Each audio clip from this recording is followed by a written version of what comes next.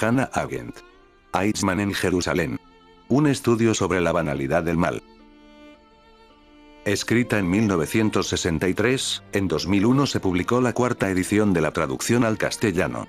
Si bien la obra de Arendt transita en general por carriles filosóficos, en este estudio, así lo llama la autora, aborda también, con su aguda inteligencia, cuestiones ético-jurídicas universales, a propósito del juicio que se llevó a cabo durante 1961 en la ciudad de Jerusalén contra el exteniente coronel de las SS, Adolf Eichmann. Los primeros capítulos discurren acerca de la reconstrucción fáctica realizada durante el juicio, de la enorme maquinaria burocrática que funcionó entre 1933 y 1945 al servicio del nazismo, en la cual se incardinó, como un eslabón más, el propio Eichmann, y que se fue extendiendo a todo el continente europeo de la mano de las victorias del Tercer Reich. Allí, Arendt demuestra un profundo conocimiento de los circuitos de poder que, a partir de fines de 1939, llevaron a emplear ese formidable aparato institucional, para lo que se conoció como la solución final del problema judío. Para Hannah Arendt, no fue sino hasta el 1 de septiembre de 1939 que el régimen nazi se convirtió en abiertamente totalitario y criminal, y que cobró un vigor irreversible a partir del famoso mitin de Wannsee, Berlín, en enero de 1942, al cual asistió el propio Eichmann, aunque cumpliendo un papel menor. Y es a partir de que los hechos están planteados, que comienzan los interrogantes que Arendt se propone despejar. ¿Qué es lo que se juzga al llevar al estrado a Eichmann? ¿Al nazismo, o a un hombre de carne y hueso? Frente a ello, y pese a tener en contra al Estado y la prensa israelitas, Arendt opta por esto último, y para ello, deja en claro que el acusado no es el monstruo que se quiso presentar, sino uno más de entre tantos burócratas del nazismo, que a fuerza de eficiencia y ubicuidad pretendían escalar en la pirámide del poder estatal alemán.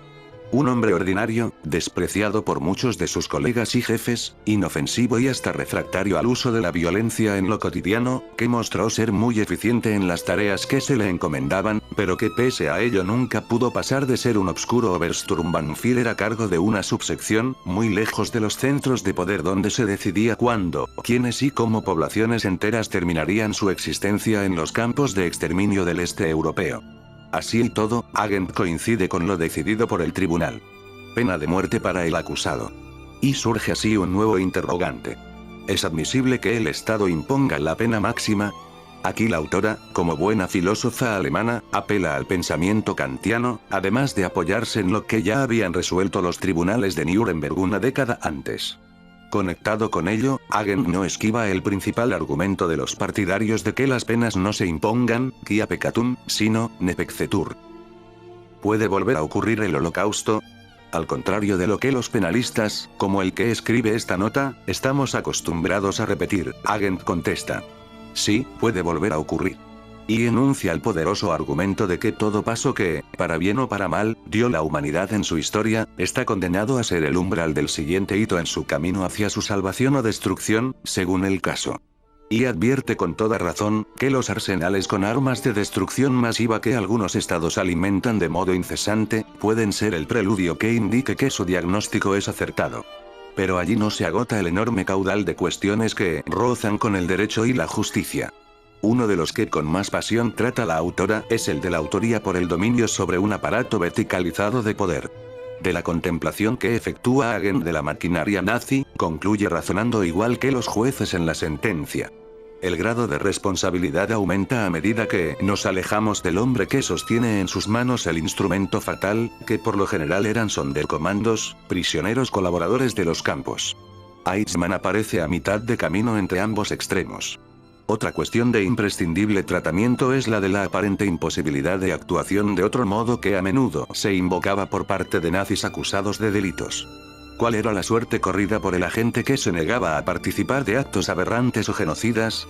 Con asombro, descubrimos con Arendt que no hay ni una sola prueba de actos de venganza o represalias severas por parte del régimen contra quien se negaba, por ejemplo, a asesinar a judíos. Tan solo traslados, trabas en la carrera, pero no mucho más. Sin perjuicio de ello, no han sido muchas las crónicas recogidas durante el juicio, relata Arendt, de oficiales que desobedecieran tales órdenes. Al contrario, la enorme mayoría de los agentes estatales cumplieron con lo que se le pedía.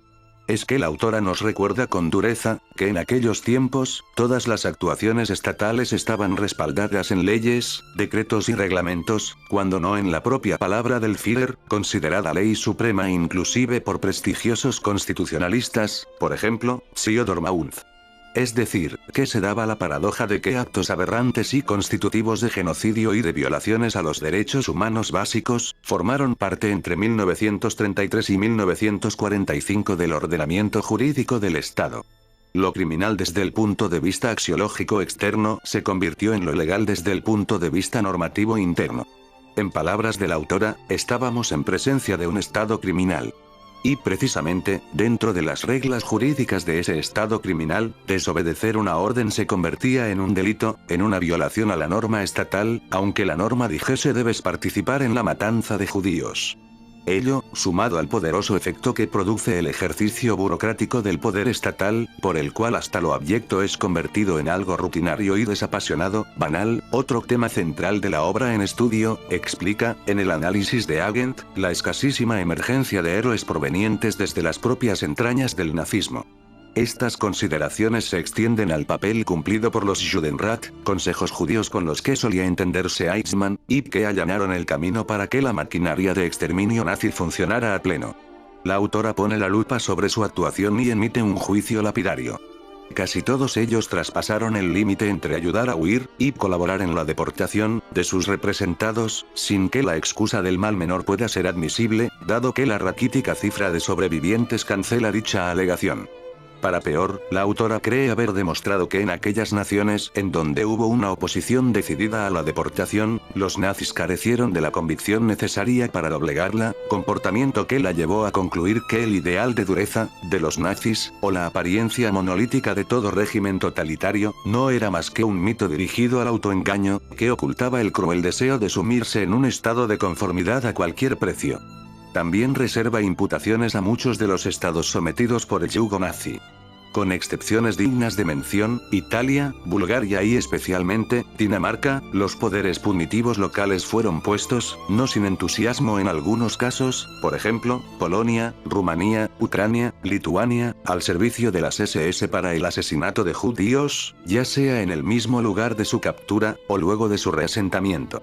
Nos lleva así la autora hacia la verdadera magnitud del fenómeno del antisemitismo, latente en la cultura del centro y este europeos durante siglos y que implosionó bajo los designios de Hitler. No tan convincentes suenan a los oídos del jurista sus argumentaciones en torno a la justificación del secuestro de Eichmann en Buenos Aires para su juzgamiento por parte de un tribunal de un estado en particular, Israel, aunque es rescatable su temprano reclamo para que en el futuro se constituya un tribunal penal internacional que juzgue este tipo de crímenes.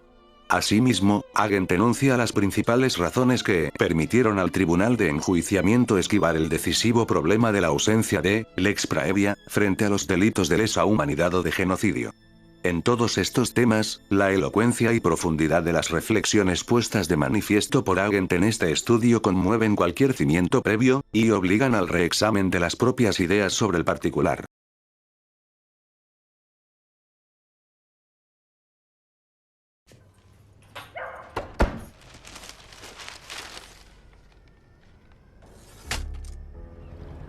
Hast du die Zeitung noch nicht gelesen? Seite für Seite. Die wollen ihn in Jerusalem vor Gericht stellen. Isn't it incredible that the Hannah Arendt is offering to report for us? She should be begging to write for the New Yorker. Musst du dir das wirklich antun? Ich würde mir das nie verzeihen, wenn ich diese Gelegenheit nicht wahrnehmen würde. To Hannah, in honor of her trip to Jerusalem. Meine Herren! Dieser Prozess ist sehr wichtig für uns. Hat man Ihnen nachgewiesen, dass die Juden müssen vernichtet werden? Ich habe sie nicht vernichtet. Eichmann kein Antisemit? Was ist denn das für ein Humbug? Du hast ihn doch selber gehört, er hat nur dem Gesetz gehorcht. Hannah, bitte, du kannst das so nicht schreiben, nicht für den New Yorker. They were recognized Jewish leaders, and this leadership cooperated with the Nazis. They'll have our heads for this. In den Daily News gab es folgende Schlagzeile. Hannah Arendt's bizarre defense of Eichmann. Sie denken, deine Artikel sind großartig. Und die wünschen dir den Tod. Manche sogar auf sehr fantasievolle Weise. The greatest evil in the world is the evil committed by nobodies. Did you really have no idea there would be such a furious reaction? Trying to understand is not the same as forgiveness. Diesmal bist du zu weit gegangen. It is this phenomenon that I have called the banality of evil.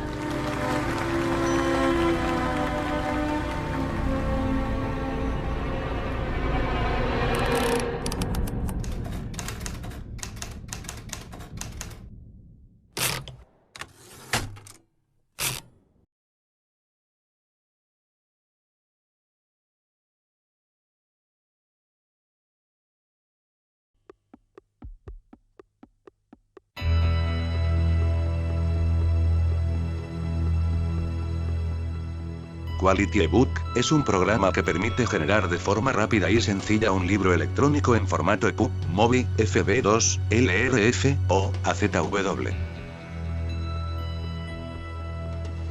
El ebook generado cumple rigurosamente el estándar y todas las recomendaciones, por lo que es compatible con todos los lectores electrónicos del mercado. Quality eBook está pensado para autores que desean publicar sus libros en formato electrónico. También es útil para lectores que deseen pasar su biblioteca a dicho formato. Los estudiantes y profesionales que deseen pasar sus notas al mismo, también encontrarán en Quality eBook un inestimable aliado.